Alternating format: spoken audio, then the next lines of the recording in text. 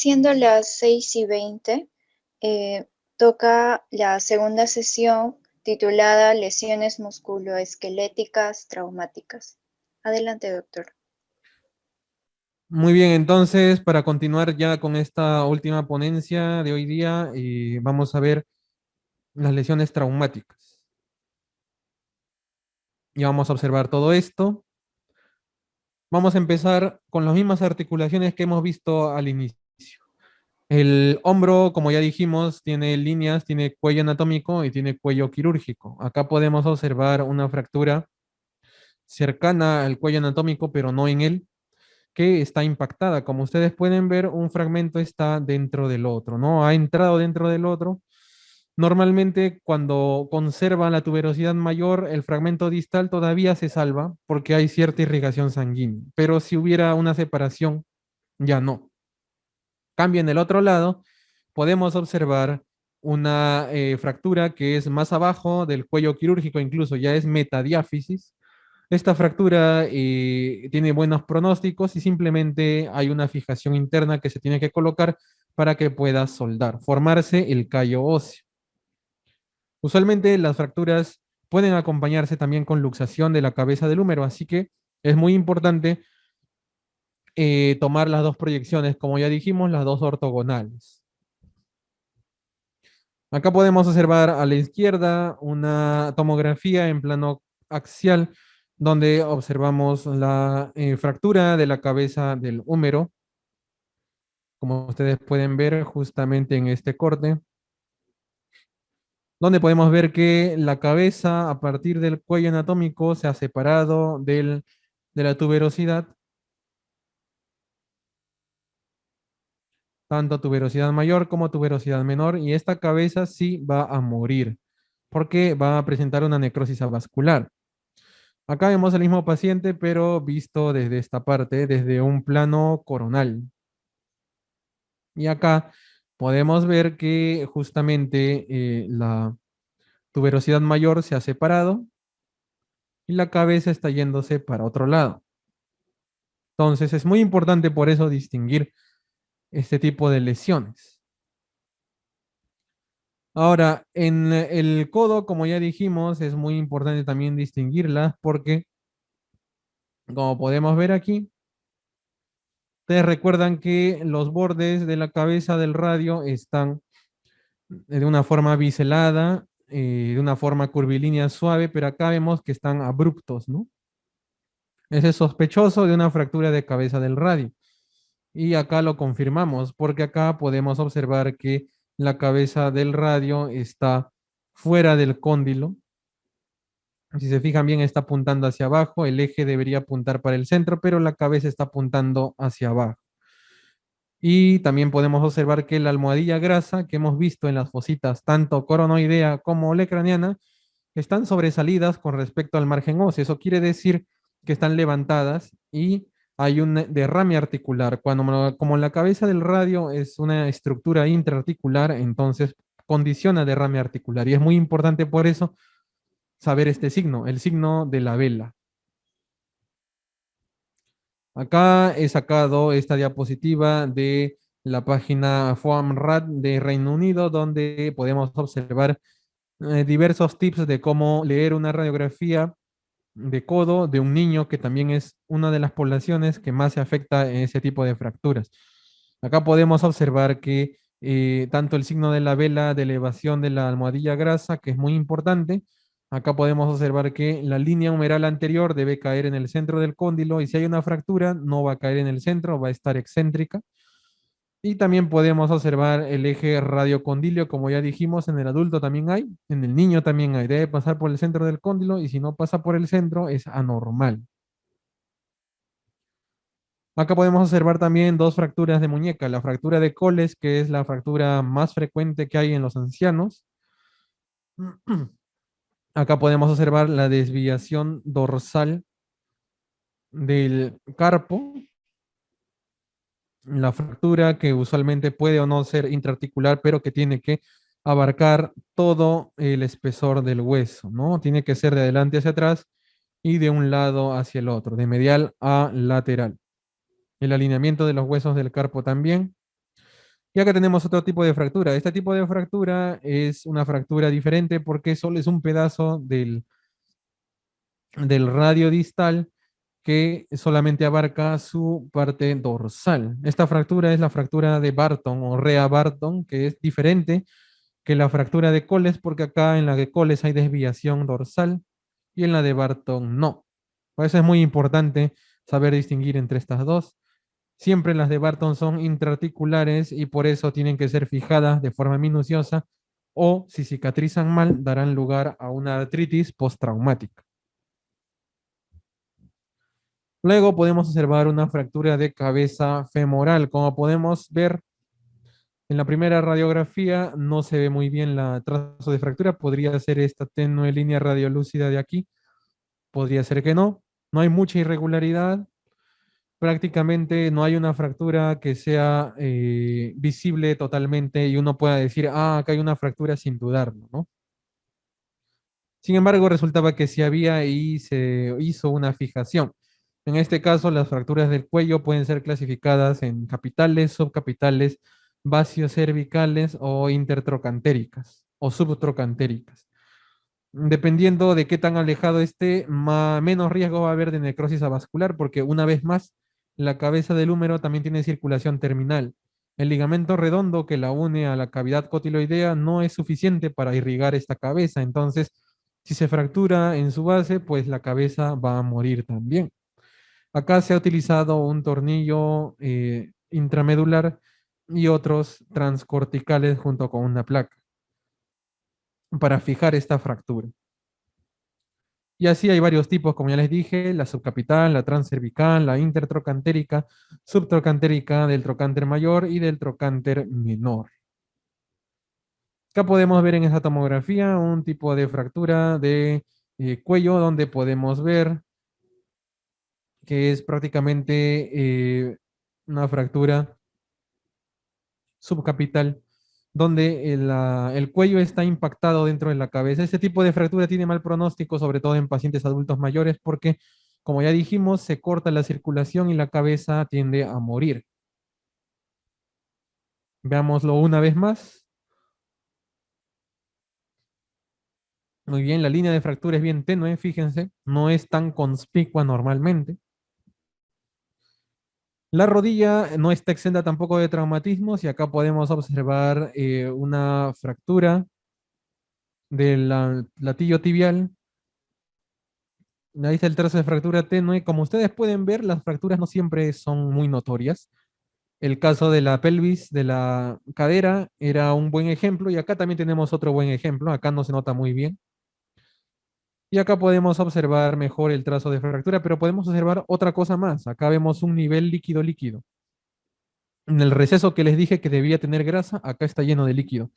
Quiere decir que hay un derrame articular, dado que ese trazo seguro llega dentro de la articulación, ha sangrado, pero además, como hay una fractura que también abarca médula ósea de la tibia, esta médula suelta grasa. Entonces, este es un nivel grasa-sangre, que es muy importante de la lipohemartrosis en las fracturas intraarticulares de la rodilla, siempre posicionando al paciente en decúbito con la rodilla en lateral. Luego me permito sacar esta referencia de Radiographics donde podemos guiarnos mucho sobre cómo considerar las fracturas de la rodilla. Las fracturas de la rodilla se basan en un sistema de clasificación en columnas. Este sistema de clasificación en columnas es como sigue. Cuando no hay ninguna columna afectada, normalmente la reconstrucción tridimensional tomográfica nos va a mostrar que solo es un pedacito del platillo tibial roto, pero que no llega hasta abajo. O sea, me explico, la fractura se queda en el platillo tibial, no llega hasta acá. Todo está indemne menos el platillo tibial. Entonces, no hay ninguna columna. La columna me refiero a que hay columna lateral, columna medial y columna posterior en el platillo tibial. Acá está el peroné. Columna lateral es la parte anterior del platillo lateral. Columna medial es la parte anterior del platillo medial y parte posterior es la columna posterior. ¿Ven qué útil es la reconstrucción en la tomografía? En cambio, las fracturas de una sola columna Normalmente tienen un solo pedazo que es tanto medial o lateral y abarca una sola columna, esta de aquí. Cambio, la fractura de dos columnas normalmente abarca, como su nombre lo indica, dos columnas. Acá tenemos la fractura de la columna medial y la columna posterior. Y la de tres columnas, que es la más grave, pues es un estallamiento prácticamente del macizo tibial. Y en este caso vemos diversos fragmentos separados. De hecho, que va a haber lipohemartrosis y una incompetencia funcional muy marcada. Y esto requiere sí o sí manejo quirúrgico porque no puede soldar así. Tiene que encajar todos los pedazos para que no pueda haber artritis postraumática. Entonces, esa es la nueva clasificación de las tres columnas. Acá podemos observar una resonancia de una fractura de platillo tibial. El problema, como ustedes ya pueden intuir aquí, es que la resonancia no es buena para ver la cortical. Entonces, solo va a poder ver el edema óseo en la médula ósea del, en este caso, platillo tibial medial, y puede ver, insinuar que hay una discontinuidad de la cortical ósea, pero no es un trazo de fractura como se puede ver en la tomografía. Acá en el cóndilo también se puede ver, se insinúa un trazo de fractura aquí, pero nunca va a ser tan claro como en una tomografía. Muy bien. Aquí también podemos ver que, la articulación tiene bastante líquido. Este es un T2-FAT-SAT, por ejemplo. Este es un T2-FAT-SAT. Saturación grasa y todo está prácticamente de color negro.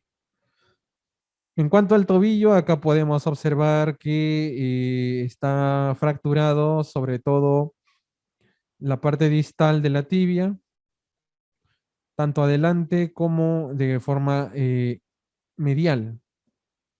Y hay un sistema de clasificación también para esto. Las clasificaciones de Weber y Lauye-Hansen nos permiten, por un medio de mecanismo, poder saber cómo se ha fracturado. Por ejemplo, cuando se tuerce el tobillo, nosotros primero tenemos una fractura en el peroné distal y luego una fractura en el maleolo medial. 1, 2. Luego, cuando avanza el trazo de fractura, cuando es una fractura con fuerzas mucho mayores, no solamente se fracturan esos dos sitios, sino que se rompe un ligamento tibio-peroneo distal, se rompe el peroné distal, se rompe el maleolo posterior y se rompe el maleolo medial, en ese orden.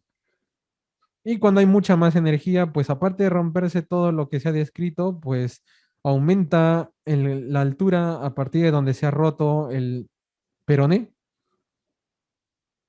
y el resto sigue igual. O sea, ustedes ya pueden ver que los mecanismos se exhiben muy bien en la clasificación de las fracturas.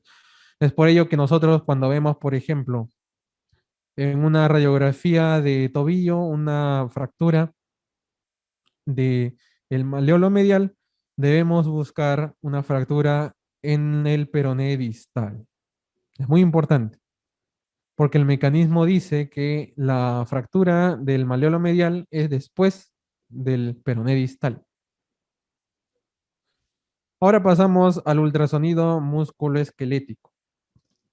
El ultrasonido musculoesquelético es muy importante porque nos permite distinguir varias lesiones de ligamentos y músculos sin tener que llevar al paciente a una resonancia magnética. Y siempre se utiliza el ecógrafo, el transductor lineal que vemos en la imagen. ¿Por qué? Porque tiene alta frecuencia y puede ver estructuras superficiales muy bien. Acá podemos ver los músculos, un ejemplo de músculos que son los músculos del muslo, el recto anterior, los vastos lateral medial y el posterior que no se ve. También vemos acá el semimembranoso, el semitendinoso y el bíceps femoral.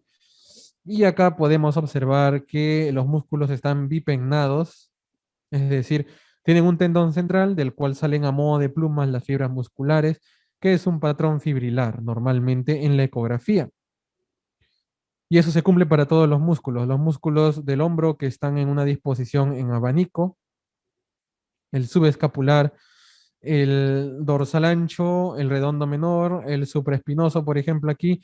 Y ustedes pueden ver acá como todos los tendones del manguito rotador, subescapular por delante, supraespinoso arriba, infraespinoso atrás, redondo menor atrás, todos rodean la cápsula articular y así proveen de estabilidad en el caso del hombro, ¿no? Acá tenemos, por ejemplo, una imagen de un músculo normal en la ecografía musculoesquelética. Y acá podemos observar cómo a partir del tendón central tenemos diversas fibras musculares que salen en forma de pluma. Acá también. Acá tenemos un desgarro muscular agudo, que es esta imagen anecoica de aquí, que es esta de acá. Como es agudo, normalmente solo vemos una colección de líquido nada más. Y conforme pasan los días, a las 72 horas, ya vemos este desgarro muscular en su extensión completa.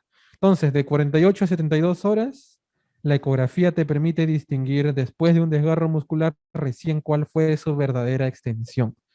La resonancia también te puede permitir ver su verdadera extensión. No necesitas esperar para la resonancia te la puede ver inmediatamente, pero la ecografía tienes que esperar. Como por ejemplo acá se ha desgarrado el tendón del bíceps, está para un lado y el bíceps está para otro lado. El patrón fibrilar termina aquí y acá hay una colección de líquido. Acá podemos observar también que la ecografía nos permite distinguir muy bien lo que son las miopatías.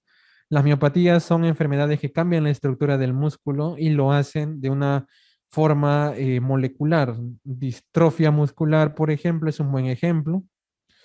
Y acá podemos ver a la izquierda entonces un músculo normal y a la derecha un músculo con distrofia muscular, con miopatía. También puede ser de esta apariencia las miopatías inflamatorias, autoinmunes, por ejemplo, en las enfermedades con tejido conectivo. Acá podemos ver entonces la secuencia cómo cura un desgarro muscular, que es a las 72 horas, entre los músculos semimembranoso y semitendinoso. Acá podemos ver cómo cicatriza lentamente y se forma una cicatriz completa ya al mes, a los 2 meses. Acá también, desgarro muscular, colección anecoica de sangrado, luego se forma la cicatriz primaria y esa cicatriz se retrae y ahí termina.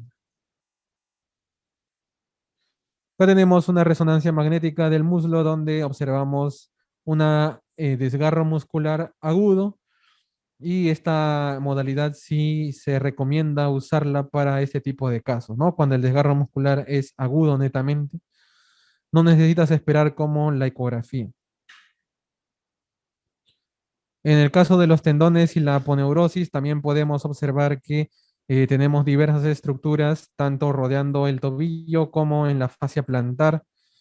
Acá tenemos las vainas tendinosas de estos tendones que están llenas de líquido sinovial y que no tienen mucha diferencia con la cavidad articular. Y acá vemos la fascia plantar que une los dedos con la apófisis del calcáneo y usualmente también tiene la misma apariencia que un tendón en la resonancia magnética. Acá también podemos ver las fascias y las aponeurosis que recubren los músculos y en esta forma podemos observar que la mayoría de ellos están cubiertos por un tejido conectivo. Este tejido conectivo se va a ver de una forma igual que un tendón, o sea, anecoico, en cualquiera de las secuencias de la resonancia magnética. Acá podemos ver el tendón rotuliano en una ecografía donde podemos ver también el patrón fibrilar propio de las fibras de colágeno. Y acá podemos observar lo que es la rodilla, una rodilla normal. Esto, por ejemplo, es una secuencia de densidad protónica. ¿Por qué? Porque podemos ver muy bien el contraste entre el músculo y el contraste entre la grasa. Como ustedes se pueden ver aquí, el músculo es un poco menos gris, un poco más gris que la grasa, es un poco más hiperintenso. Y esto es una de las propiedades de la secuencia por densidad protónica. Te permite distinguir muy bien entre el músculo y la grasa. Por eso es que es preferida de usar en la radiología musculoesquelética. Acá podemos ver también la misma rodilla, pero en secuencia coronal y acá en secuencia en plano axial. Esta es una secuencia T1, no es una secuencia de intensidad protónica. Muy bien, entonces en lesiones del tendón tenemos lesiones tendinosas principales. Vamos a ver rápidamente estas lesiones. La tendinocinovitis y la tendinitis son enfermedades caracterizadas por inflamación de los tendones, aumento de su circulación, de su vasculatura y así puede verse líquido alrededor del tendón, engrosamiento del tendón y aumento de su vascularidad. Entonces, ¿qué ecografía se usa? La ecografía Doppler para ver la vascularidad inflamatoria. La tendinopatía, por otro lado, no es una inflamación, sino es un fenómeno de desgaste por sobreuso. Y este desgaste puede ser por cargar cosas, por hacer movimientos repetitivos día tras día, año tras año. Entonces, con eso se deforman, se desorganizan las fibras de colágeno de los tendones y tenemos diversos cambios. Primero, pequeñas manchas hipoecogénicas, luego se engruesa el tendón, luego ese tendón se empieza a hacer más estrecho, se pierde el patrón fibrilar y finalmente se vuelve completamente hipoecoico y puede incluso romperse como en esta parte de acá, ¿no? El tendón se ha roto y acá vemos una colección pequeña. Otra rotura, esta vez es una rotura parcial, en este caso de acá porque queda ciertas fibras y acá abajo tenemos una ruptura completa, ¿no? En este caso los tendones peroneos que están a nivel del maleolo externo del pie. Para la ruptura tendinosa no necesitas esperar tiempo como en la ruptura en el desgarro muscular. La ruptura tendinosa sí se puede ver inmediatamente después del traumatismo.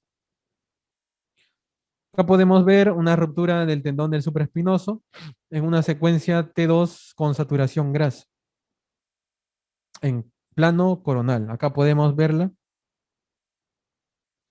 Tendón del supraespinoso, músculo supraespinoso, tendón viene a insertarse en la tuberosidad mayor, pero hay una región que a diferencia del tendón normal que es hipointenso, aquí es una región hiperintensa. Incluso acá tenemos un poco de derrame en la bursa subacromio subdeltoidea, característico de ruptura del tendón supraespinoso.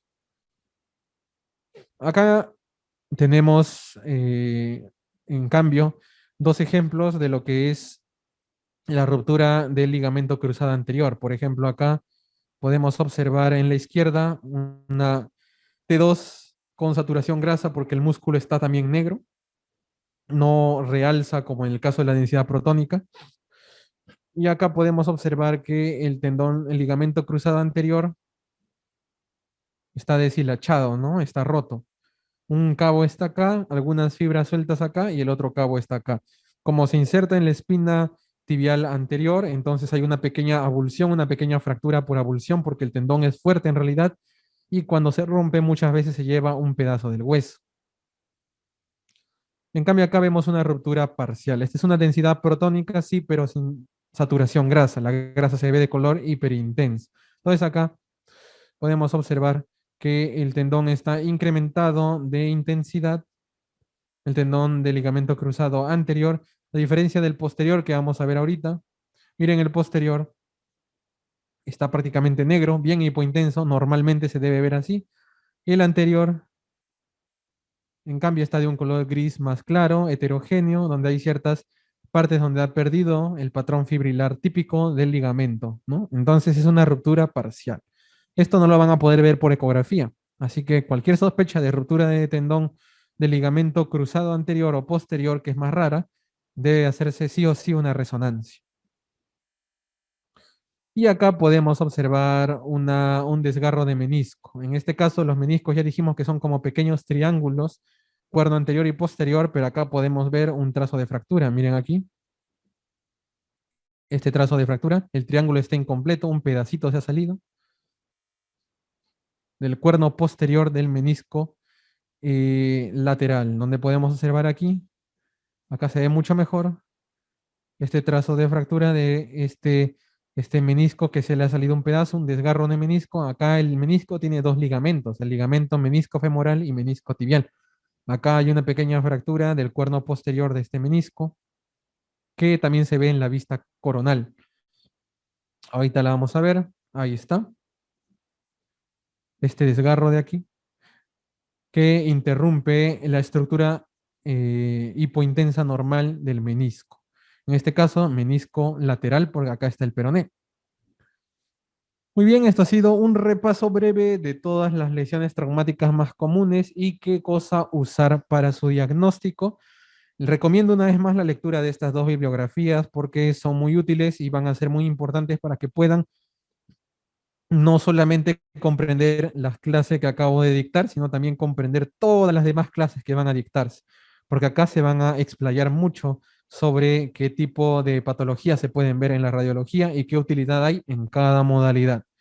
Bueno, ahora sí, concluyendo, me despido y estoy atento a las preguntas que surjan.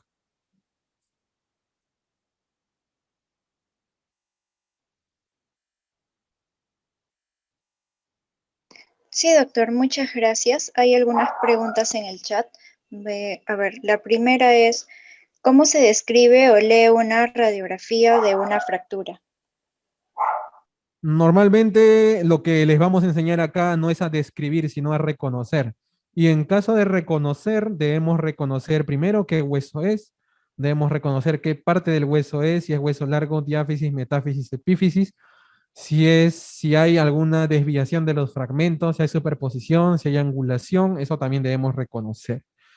Y sobre todo también si es que hay más de una sola fractura, es decir, si es conminuta o si hay más partes del hueso que están fracturadas. Eso es lo básico que debe reconocer. Ok, doctor. La segunda pregunta es la diferencia entre luxación y subluxación del hombro. La luxación del hombro implica que la superficie articular del húmero y de la cavidad glenoidea se desarticulen completamente. En cambio, la subluxación implica que haya todavía un cierto contacto entre las dos. Esa es la principal diferencia, no solo del hombro, sino también en el resto de articulaciones. Ok, doctor. Por ahora son las únicas dos preguntas, chicos. Pueden seguir escribiendo en el chat o prender su micrófono. Otra pregunta es, para derrames articulares y bursitis, ¿qué estudios es más recomendable? ¿Eco o resonancia magnética? Depende de la articulación. Si es una articulación superficial como codo, como en mano, en los pies, el tobillo o incluso en la rodilla, puede observarse derrame articular con ecografía. Pero si es una articulación más o menos profunda como el hombro, que puede todavía verse en la ecografía, pero que es mucho mejor por resonancia, o en una articulación completamente profunda como la cadera, ¿no? Que usualmente requiere cierta práctica para verse en la ecografía y que no tienes pierde viéndola por resonancia magnética.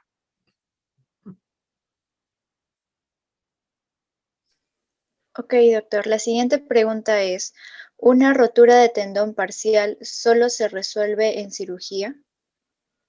Depende del tendón y depende cuánto de ruptura parcial sea. Por ejemplo, una ruptura parcial donde te deja un 10% de las fibras probablemente sea quirúrgica y una que tiene una ruptura parcial de simplemente un 5% probablemente aguante un tratamiento conservador. Eso ya depende no solo de de la ruptura del tendón, sino del tendón mismo, si es que es un tendón que no se usa mucho, como por ejemplo un tendón de un hombro de una mano no dominante, o también incluye de qué doctrina siga el colega ortopedista que está operando al paciente. Muchos prefieren abordar todo desde la parte quirúrgica para asegurarse su completa recuperación.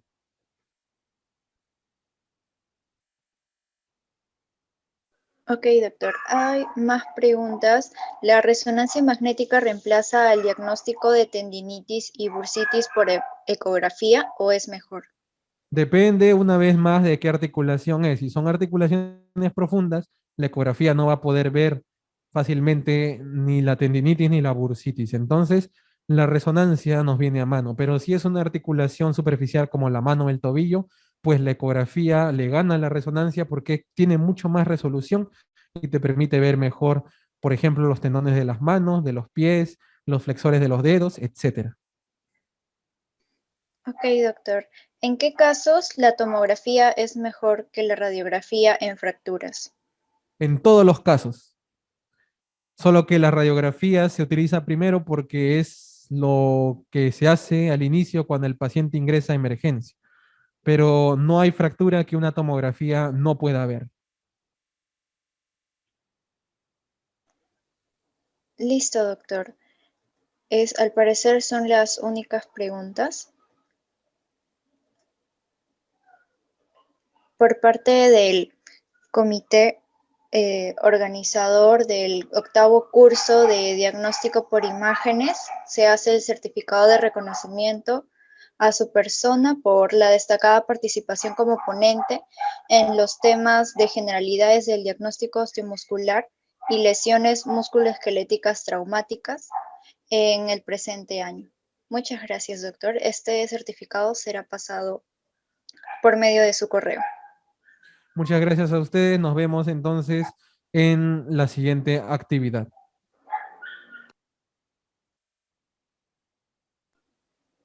Chicos, todavía